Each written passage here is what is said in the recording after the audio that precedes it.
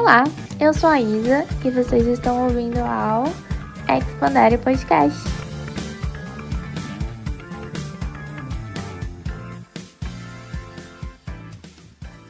Bom, galera, no episódio de hoje eu vou contar com a participação de uma pessoa muito especial para mim, que me acompanhou durante a graduação inteira. E essa pessoa é a Bia! Uhul! Oi! Se apresenta um pouquinho pra gente, Bia. Tá bom. Meu nome é Beatriz Leal. Como a Isa disse, eu fiz a faculdade com ela na FMU. Recém-formada agora, nós formamos em 2020 agora. E eu trabalho como acompanhante terapêutica de crianças com autismo. Então, no meu trabalho eu uso a ciência ABA, que é análise do comportamento aplicada, voltada para o autismo mesmo, que para ajudar as crianças com autismo, crianças e adolescentes com autismo, ampliar o repertório, a ganhar independência. Mas então, galera, como a Bia apresentou aqui o trabalho dela como acompanhante terapêutica, é o mesmo trabalho que eu faço. A gente vai conversar sobre isso durante o episódio, porque o tema de hoje é sobre a série Atypical. Thank you all for being a part of my epic journey. The future is female. I don't know what that means. Para quem não conhece, eu vou fazer um breve resuminho da série. E ela basicamente trata sobre uma família que tem um indivíduo que é diagnosticado com TEA, transtorno do espectro autista. E a série ela aborda, né, pela visão do Sam, que tem TEA, que é o transtorno do espectro autista. E de acordo com o DSM, que é o livro diagnóstico para transtornos mentais, o autismo, ele basicamente se caracteriza por alguns déficits em alguns campos da vida daquele indivíduo diagnosticado, déficits motores, cognitivos e sociais. E, em grande parte, os déficits, eles são sociais. E, assim como a Bia, eu também trabalho como acompanhante terapêutica, acho que eu não cheguei a falar sobre isso durante a última temporada, mas é um trabalho que eu percebo que a sociedade, no geral, ainda não conhece muito bem. Nós mesmas, antes de começarmos a trabalhar, mesmo estando na psicologia, a gente não sabia direito o que uma T faz. Então, a gente vai abordar um pouquinho do nosso trabalho e enquanto a gente conversa um pouco sobre essa série maravilhosa, que é Atypical. E a gente começa na série sendo apresentadas ao personagem Sam, que é um garoto de 17 anos, né? Que é diagnosticado com TEA, como a gente falou lá no início. E ao decorrer da série, dos episódios, a gente vai percebendo como isso implica na vida dele e na vida da família dele. Então, logo no início, ele já começa falando sobre pinguins e sobre esse hiperfoco mesmo que ele tem por esses animais e pelo Ártico no geral. E tudo dele é sobre isso. A gente vê lá que o quarto dele tem várias coisas sobre pinguins, que para se acalmar, muitas vezes ele vê séries sobre pinguins.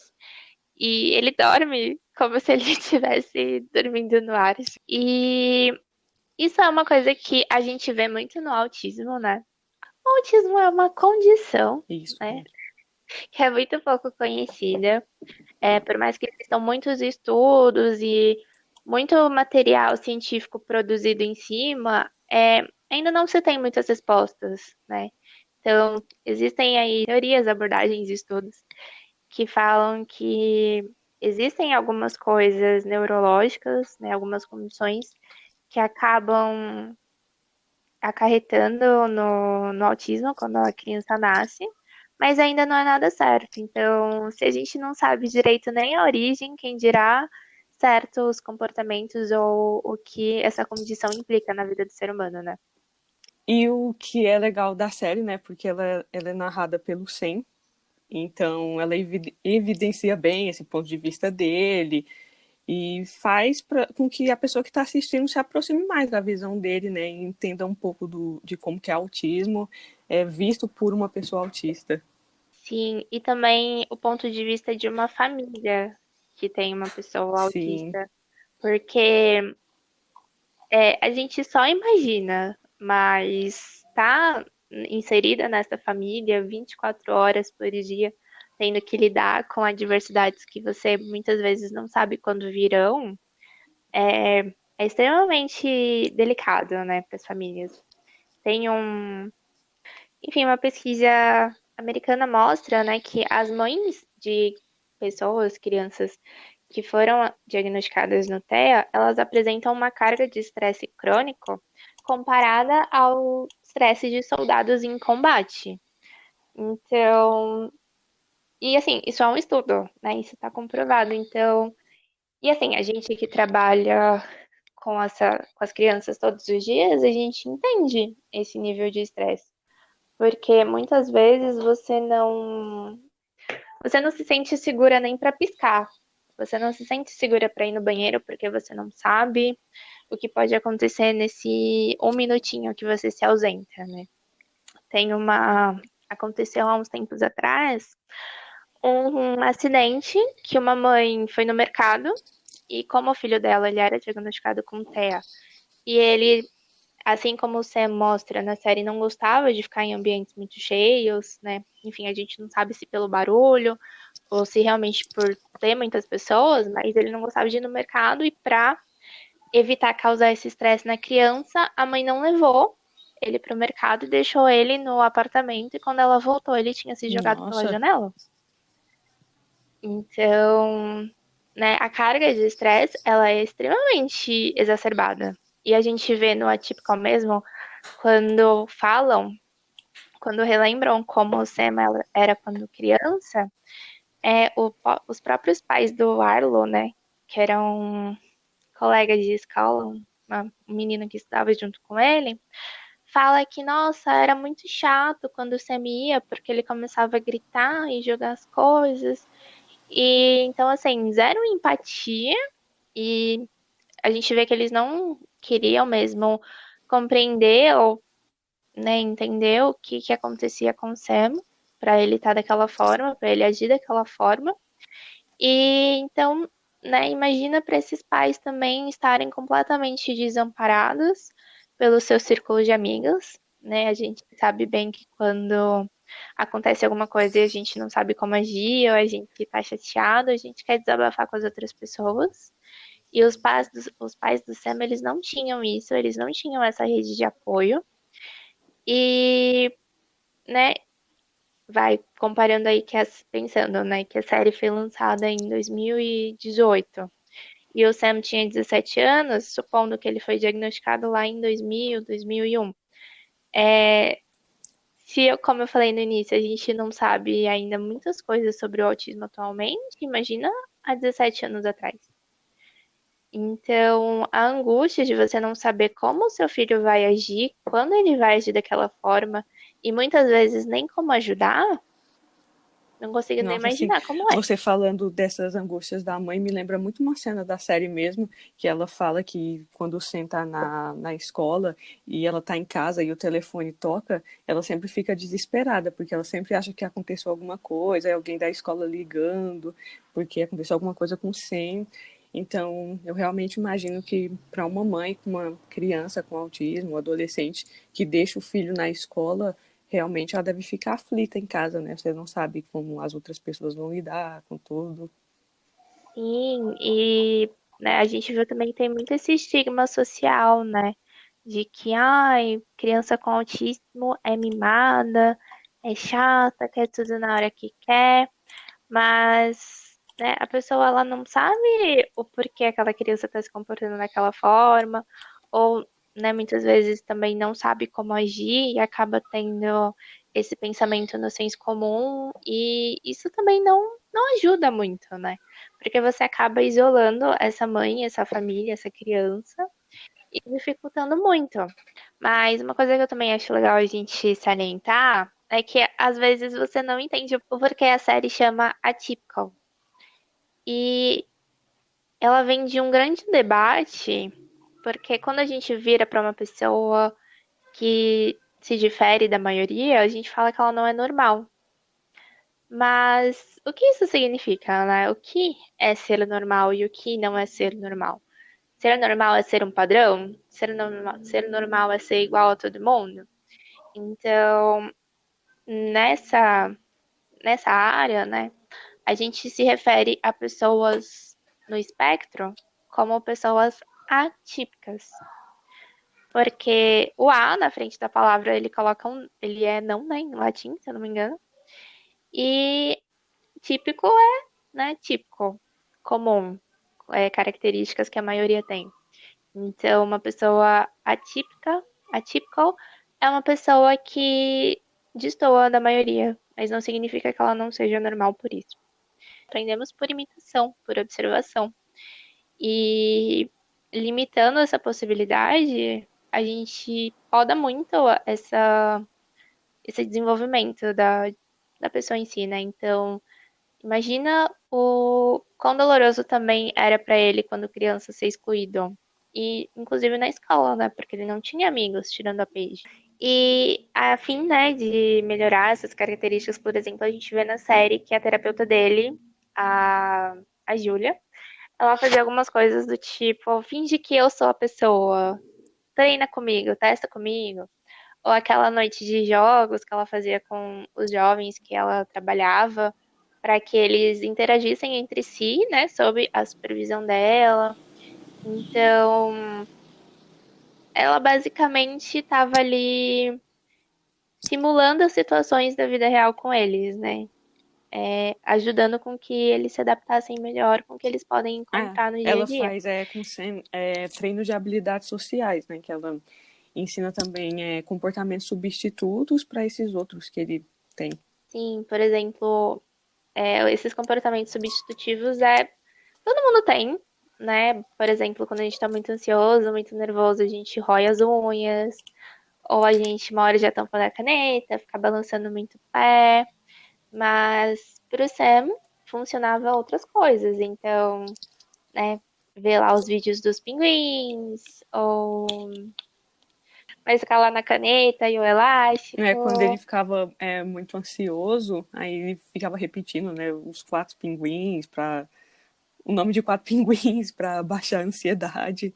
A gente também é importante salientar que esse comportamento, ele demorou algum tempo para ser aprendido pelo Sim. Sam, né? Então, a gente vê lá que alguns resquícios de quando ele era criança. Então, tinha aquele joguinho Sam sai para andar. E aí tinha os obstáculos durante o joguinho e ele tinha que aprender a lidar com aquilo. E ele tinha algumas opções do que ele poderia fazer para realmente não se deixar tomar por aquela situação irritante que aconteceu no caminho dele. E essa é realmente uma das grandes dificuldades no autismo, principalmente com crianças, né? Porque eles têm uma dificuldade muito grande em lidar com a frustração. A gente vê isso no Sam quando. Porque assim, ele era uma pessoa que já tinha um leque muito grande de habilidades para lidar com as frustrações, mas em algum momento a gente vê que, né, chegou no limite com que ele conseguia lidar.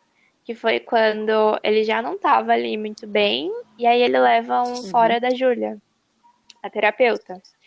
E ela grita com ele, então juntou o grito, juntou que ele já estava frustrado antes, eu não lembro exatamente por quê, mas juntou que ele já estava frustrado antes, e juntou aquela tristeza emocional de ser recusado por uma pessoa que você gostava e né, ele aparentemente acreditava que era recíproco, ele entrou em crise.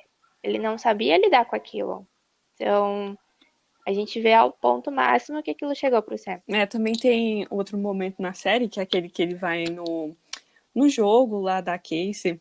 No jogo não, na competição lá da Casey de atletismo, junto com o pai e a mãe. Aí tem uma menina na frente, ela acaba jogando o cabelo um monte de vezes, repetitiva, tipo, perto do Sam, e ele acaba tendo uma crise também por causa disso, né? Ele acaba puxando o cabelo dela. Aí o pai até menciona que se fosse a mãe, ela saberia agir antes de acontecer, né? O que aconteceu.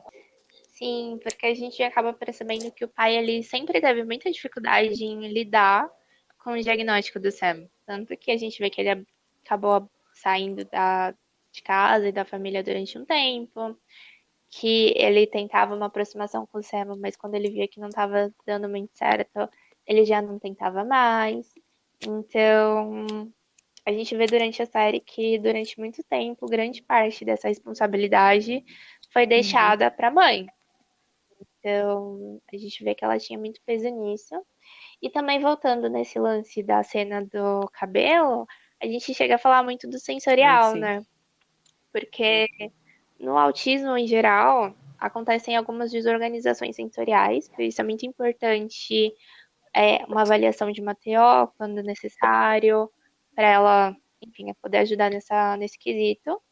Mas a gente vê muito é, pessoas, né, com TEA, crianças que ou gostam de toque apertado, ou não gostam de nenhum tipo de toque. O Samu mesmo, ele já. Aquele cabelo na cara dele chegou uma hora que ele já não conseguia mais suportar. Então, e a gente vê que ele gosta muito do abraço apertado, né? Sim. Porque hoje também tem muito estigma em cima de autismo, que toda pessoa com autismo não gosta de toque, e isso não é verdade, né? Na verdade, algumas pessoas com autismo gostam até demais de toque, né? Só que no caso do Sam, por exemplo, tem que ser bem apertado. E na nossa sociedade, né, querendo ou não, muitas coisas elas são deixadas em cima da mãe. Então, né, tem ainda um pouco daquele estigma de o homem sai para trabalhar e o trabalho dignifica o homem e a mulher, o trabalho dela é em casa, cuidando dos filhos e vovó. Então, e a gente vê que a mãe do Sam, ela trabalhava, ela cortava cabelo, mas a gente não sabe até quando ela fez isso, como que se desenvolveu esse trabalho dela, se ela parou de trabalhar, mas durante a série a gente vê que ela não trabalhava. Ah, mas tem Próximo acho que na tópico. segunda temporada, que é a série ou a série, que é a cena que mostra como eles descobriram o diagnóstico do Sam, né? Aí dá pra ver que a mãe, ela já começa a pensar em várias intervenções, ela fala até de terapia com cavalos, e o pai tá mais naquele momento de negação, né? Eles já passaram já fizeram a avaliação acho que 3 vezes, mas ele quer fazer outra vez. E é uma coisa que a gente até que vê bastante, né? A resistência em aceitar o diagnóstico. O luto, né, de ter um filho típico, porque, querendo ou não, quando a mulher ela engravida, enfim, né, tem toda aquela preparação para a chegada do bebê, tem toda uma carga de expectativas em cima dessa criança, né? A gente vê lá que eles tiveram isso, porque, o Baby Sam vai fazer isso e vai fazer aquilo com a gente, não sei o que, tem toda aquela coisa, né? E quando a criança nasce e você vê que ela não atinge as suas expectativas, o próprio pai do Sam fala que eles não gostam de nada em comum, é um luto do filho ideal que você planejava ter. Dá pra ver até que ele demorou bastante tempo a se aproximar do Sam, né? Exato, porque a gente vê isso acontecendo na Isso. série quando o Sam já tinha Com ele 17 adolescente. anos. Ele era ali mais próximo da Casey, né? Sim, e quando a gente vê aquele episódio que eles descobrem que o Doug trabalhava com um cara lá há 3 anos e não contou pra ele, a gente consegue entender um pouco da gravidade disso e do peso que essa situação tinha para ambos, né? Tanto pra mãe quanto pro pai. Nossa, tanto pra mãe quanto pro pai.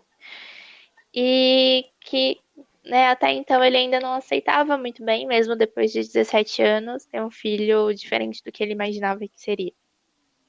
Sim. Acho também que dá pra gente pensar também sobre a irmã, né? Que sempre teve a atenção da casa toda voltada pro Sam. Então, ela acabou tendo que lidar com as coisas dela sozinha, né? Exato, ela teve que aprender a ser autossuficiente, independente tão cedo, tanto que eu até fiquei surpresa quando eu vi que ela tinha, Nossa, tipo, parece que 15 ela é mais velha anos. que ele, né?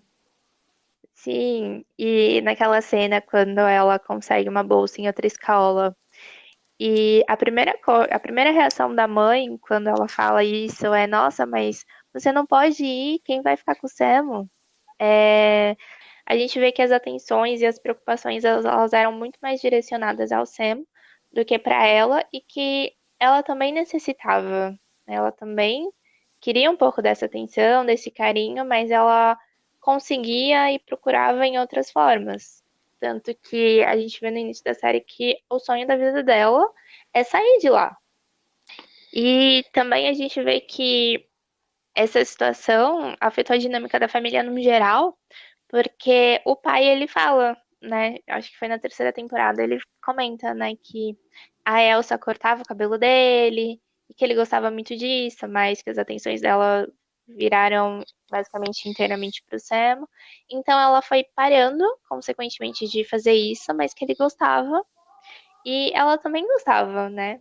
Obviamente, né, pelo que ela fala, mas a preocupação dela e os pensamentos dela só viravam pro filho que precisava realmente do suporte dela e que, como a gente percebe durante a série, pelo menos naquele início, ela era a única que tinha mais essa iniciativa de buscar ajuda e de entender realmente como a condição do Sam afetava ele. É até como o casal mesmo, a Elsa e o Doug, eles se perderam, né? Porque por mais que seja angustiante para algumas pessoas assistir. No início a Elsa traindo o Doug e a gente fica pensando, nossa, mas por que ela tá fazendo isso? O casamento deles é tão bom, o Doug é tão fofinho, vive vovó. A gente percebe que, porque assim, durante a série a gente vai pescando algumas informações da infância do Sam e da configuração familiar no geral, né? Então a gente vê que a Casey nunca teve uma festa, que o pai, né, acabou Uhum. abandonando eles durante um tempo, quando eles eram crianças. Então imagina assim, para você ser uma mulher que tem duas crianças pequenas para alimentar e você não tem ajuda nenhuma. Então as coisas caíram tudo em cima dela e, enfim, né, procura médico, procura ajuda, trabalha. Então ela se dedicou durante muitos anos para os filhos. E a gente vê que o Sam ele precisava de muito suporte quando ele era criança. Então, como eu e a Bia, a gente trabalha com crianças, a gente entende um pouquinho mais que esse suporte ele é contínuo no dia a dia, né? Uma intervenção pro autismo, intervenção no autismo, ela tem que ser contínua Ah, tanto na sim. escola, quanto em casa, quanto na rua. E o quão desgastante isso era só pra Elsa ter que fazer isso. Então, ela esqueceu quem ela era, e, né, obviamente, quando a gente assiste a série, a gente vê que o Sam, ele já era mais independente, ele conseguia fazer as próprias coisas, mas ela estava tão habituada só a pensar nele ou na Casey, que chegou um momento em que ela precisava relembrar quem ela era como mulher e como ser humano. Daquela parte do que o Sam vai dormir na casa do Zahid, né? Ele fica ansioso, ele vai embora de madrugada. E o policial encontra ele na rua, né? E ele pensa que ele tinha usado drogas, né? E leva ele pra delegacia, o Zahid também. Aí eu acho que isso entra dentro muito de que as pessoas não sabem, não é que não sabem, mas não conhecem muito as características do autismo, né? Por exemplo, o policial acabou confundindo o Sam com uma pessoa que tinha usado drogas, né? Faltou tato mesmo na abordagem, que é uma coisa que a gente vê também no geral na polícia, né? Não falta críticas aí sobre a abordagem policial, tanto nos Estados Unidos quanto aqui no Brasil. Mas que realmente falta mesmo um conhecimento no geral, porque assim, a gente que trabalha com o TEA, a gente fica tão imersa muitas vezes que a gente esquece que antes da gente trabalhar com nessa área, a gente não sabia absolutamente nada. Tanto que eu lembro que quando eu comecei a trabalhar, eu tinha uma expectativa completamente diferente de como foi a realidade. E com certeza, com a maioria das pessoas é assim, porque é, o que eu percebo é que não importa quantas vezes eu explique pra pessoa como é o meu trabalho, geralmente ou ela acha que eu sou professora ou ela acha que eu sou Nossa, uma sim. babá. E se eu Não desmerecendo, obviamente, nenhum dos dois empregos, mas a função do acompanhante terapêutico ela é completamente diferente. E ela se baseia de acordo com a característica do caso, né, da pessoa que está ali trabalhando. Então, e assim, também eu acho importante a gente falar que existem marcos do desenvolvimento e esses marcos eles são importantes justamente para auxiliar na investigação e na possível investigação de algum caso, né, independente do que seja. Porque existe, eu vejo por aí muita situação de tipo, ai, meu filho tem 4 anos e não fala nada, e não balbucia.